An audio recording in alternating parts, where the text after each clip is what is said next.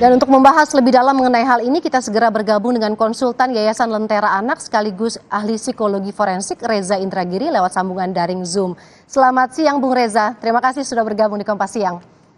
Selamat siang. Bung Reza, kalau dilihat dari beberapa minggu, hampir setiap minggu nih ada berita tentang kasus kekerasan, utamanya anak. Anggaplah di Labuan Batu, kemudian juga di Pinrang, Bandung, dan juga lokasi-lokasi lain. Apa yang Anda cermati dari kejadian-kejadian ini, dan juga kemudian kalau dilihat dari pelakunya ini adalah orang-orang yang subjeknya dianggap baik gitu ya, dan lingkungannya dekat dengan anak? Pertama, hitung-hitungan di atas kertas, anak-anak memang salah satu kelompok individu atau kelompok manusia yang paling rentan mengalami viktimisasi, menjadi korban. Alasannya pertama, karena secara fisik yang bersangkutan, anak-anak ini sulit kiranya melakukan perlawanan frontal terhadap para predator. Secara psikis, anak-anak juga relatif gampang dimanipulasi, gampang diintimidasi, sehingga mereka tidak bisa buka suara ketika mereka berada dalam situasi kejahatan. Atau bahkan mungkin sedikit banyak mereka merasakan situasi kejahatan bukan sebagai kejahatan. Demikian pula kalau kita bicara dimensi sosial, anak-anak bisa kita pahami sebagai sosok insan yang sangat bergantung pada orang lain, yang belum tentu mengetahui akses-akses bantuan, nomor telepon darurat, atau siapapun yang semestinya bisa dihubungi ketika mereka dalam situasi yang berbahaya. Pun secara ekonomi, anak-anak terutama dari kalangan ekonomi bawah yang terpaksa suka tidak suka harus bekerja, maaf, termasuk dengan menjajakan tubuh mereka. Nah, kelemahan multidimensional itu yang sekali lagi menjadikan anak-anak rentan untuk menjadi korban kejahatan seksual. Selain hal itu, ada hubungannya, Bung Reza, antara maraknya kekerasan seksual dengan kondisi psikologis masyarakat saat ini? WHO pada masa-masa awal pandemi sebetulnya sudah mensinyalir bahwa pasca virus itu terkendali, dikhawatirkan akan ada gelombang pandemi baru. Gelombang pandemi berupa kejahatan maupun perilaku-perilaku menyimpang. Nah, barangkali situasi yang mengkhawatirkan terkait dengan keamanan anak-anak kita yang kita alami hari ini merupakan bukti kebenaran dari ramalan WHO itu. Bahwa ada masalah-masalah susulan, masalah-masalah psikis, masalah-masalah sosial yang sayang beribu sayang kurang terantisipasi selama pandemi. Karena pada masa pandemi kita berfokus pada kesehatan fisik dan seolah-olah abai atau tidak memberikan perhatian yang proporsional terhadap kesehatan psikis dan sosial. Jadi artinya undang-undang TPKS yang sudah diketuk itu juga masih ada kasus-kasus seperti ini, tidak cukup, Bung Reza? Kalau kita bicara tentang kasus kejahatan terhadap anak, saya khawatir bahwa kasus semacam ini tidak akan pernah berhenti. Tapi pertanyaan yang lebih penting adalah lantas apa yang negara lakukan ketika anak-anak menjadi korban kejahatan seksual.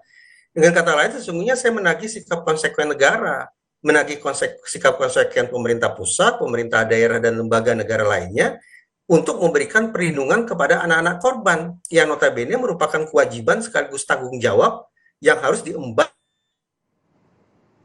Baik, Bung Reza? Bung Reza?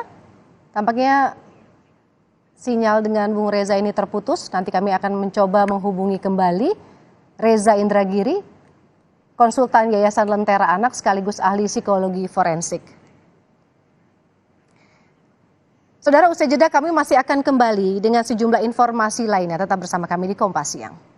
Kembali di Kompas Siang, kami masih membahas terkait dengan kasus kekerasan anak dan masih bergabung dengan konsultan Yayasan Lentera Anak sekaligus ahli psikologi forensik Reza Indragiri. Bung Reza, tadi kita sempat membahas terkait dengan tanggung jawab dari pemerintah pada korban kekerasan anak ini. Apa yang kemudian harus dilakukan pemerintah melihat cukup banyak kasus-kasus yang terjadi dan hampir setiap pekan? Pertama, pemerintah pusat, pemerintah daerah, dan lembaga negara lainnya harus konsekuen melaksanakan Undang-Undang Nomor 35 Tahun 2014 terkait dengan kewajiban sekaligus tanggung jawab untuk memberikan perlindungan khusus bagi anak-anak korban kejahatan seksual. Itu yang selama ini tidak berhasil kita pantau secara dekat, secara lekat, untuk menakar seberapa jauh anak-anak ini sesungguhnya sudah mendapat perlindungan khusus. Karena dari waktu ke waktu fokus kita lebih pada bagaimana kita menghukum pelaku dengan seberat-beratnya. Itu poin pertama. Yang kedua, sesungguhnya tahun lalu dari Istana Negara sudah keluar sebuah Perpres, peraturan presiden tentang strategi nasional untuk melindungi anak-anak Indonesia dari kejahatan seksual. Tapi sayang beribu sayang, Bagaimana kemudian realisasi atau implementasi Perpres itu pun tidak terbaca. Paling tidak dari diskusi saya dengan sekian banyak aparat penegak hukum, bahkan mereka tidak tahu menahu tentang strategi nasional tersebut. Lantas apa yang sesungguhnya bisa kita harapkan kalau kasus kejahatan semacam ini terus berlangsung dari hari ke hari, dari pekan ke pekan, dari kampung ke kampung, dan seterusnya, tapi kehadiran negara tampaknya masih jauh panggang dari api. Atau mungkin juga karena undang-undang TPKS ini belum punya turunan sehingga penegak hukum sulit untuk bertindak, Bung Reza?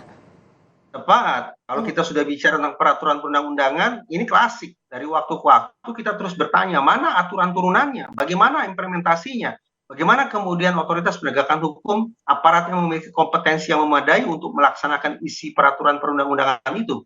Pertanyaan yang terus saja berulang, tapi menurut saya sampai sekarang belum berhasil kita temukan jawaban yang memuaskan.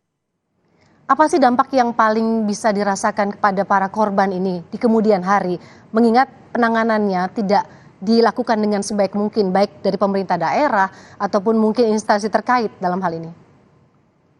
Yang saya khawatirkan adalah anak-anak beserta keluarga mereka mengalami sensasi yang disebut sebagai reviktimisasi. Sudah menjadi korban, sudah jatuh, tertimpa tangga pula. Mereka menjadi korban dari predator, itu yang pertama. Mereka kemudian menjadi korban berikutnya dari aksi stigma, aksi labeling dari masyarakat. Dan yang ketiga, mereka menjadi korban kembali ketika negara tidak cukup hadir memberikan perlindungan khusus bagi para korban. Ironis bahwa alih-alih kemudian hadir sebagai penolong, pelindung, tapi justru dikhawatirkan negara mengambil peran sebagai pihak yang justru menjadikan anak menjadi korban kembali. Menjadi korban untuk ketiga kalinya. Itu yang paling kita khawatirkan. Peluang itu besar begitu, Bung Reza? Kalau kita mau mengupayakan secara hukum, sesungguhnya kita bisa menggugat pemerintah. Silakan cari tahu siapa sesungguhnya otoritas negara ini yang paling berwenang untuk melaksanakan perlindungan khusus itu. Ketika mereka tidak hadir, bisa digugat secara perdata. Tapi ya, saya membayangkan bahwa korban, keluarga korban, atau masyarakat juga tidak cukup punya stamina untuk menambah persoalan baru dengan melakukan gugatan hukum semacam itu. Dari catatan Anda, sebetulnya para korban ini biasanya berangkat dari atau datang dari status sosial seperti apa, Bung Reza, yang terjadi atau mungkin yang belum pernah terungkap di permukaan? Siapapun anak sesungguhnya, sebagaimana saya katakan di segmen sebelumnya, secara kodrati seolah-olah sudah melekat sekian banyak kerentanan, baik itu fisik, psikis, sosial, ekonomi. Jadi anak-anak dari kelas sosial apapun, dari wilayah geografis manapun, harus kita pandang sebagai kelompok manusia yang paling rentan untuk menjadi korban kejahatan yang satu ini.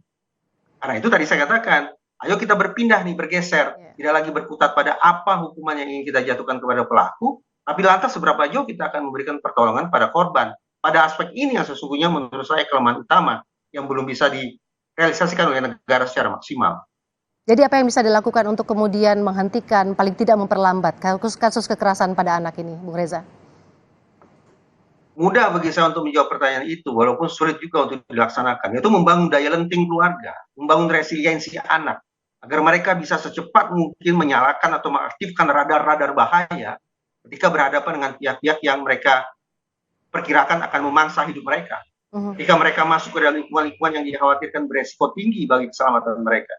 Ini memang dimulainya di lingkup keluarga, berlanjut ke lingkup keluarga, berlanjut ke lingkup masyarakat terdekat, kehidupan tetangga, berlanjut ke sekolah dan seterusnya. Tapi sekali lagi, mudah bagi saya untuk mengatakan hal ini, tetapi pada saat yang sama kita sadar betul bahwa ternyata lingkungan yang saya sebut barusan, yaitu keluarga, sekolah, ternyata juga menjadi sarang bagi tumbuh dan berkecambahnya. Nah itu dia, dari lingkup yang terkecil, lingkup keluarga, kan artinya mereka harusnya sudah mendapatkan edukasi, katakanlah begitu, atau dari sekolah. Tapi kadang-kadang predatornya justru datang dari lingkungan itu, seperti itu. Nah ini juga harus ada pengawasan lebih di mana yang kemudian harus bisa kemudian dibangun untuk melindungi anak-anak ini, Bung Reza?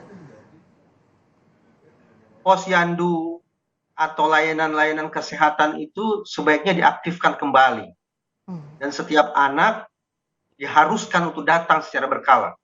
Dengan datang ke posyandu atau sejenisnya, maka diharapkan bahwa tenaga kesehatan bisa melakukan pemeriksaan sederhana, terutama pada organ vital anak-anak, untuk mendeteksi adakah kemungkinan anak sudah mengalami pencederaan secara seksual. Walaupun juga harus kita pahami bahwa yang namanya kejahatan seksual tidak terus-menerus mengincar atau menyasar organ vital anak.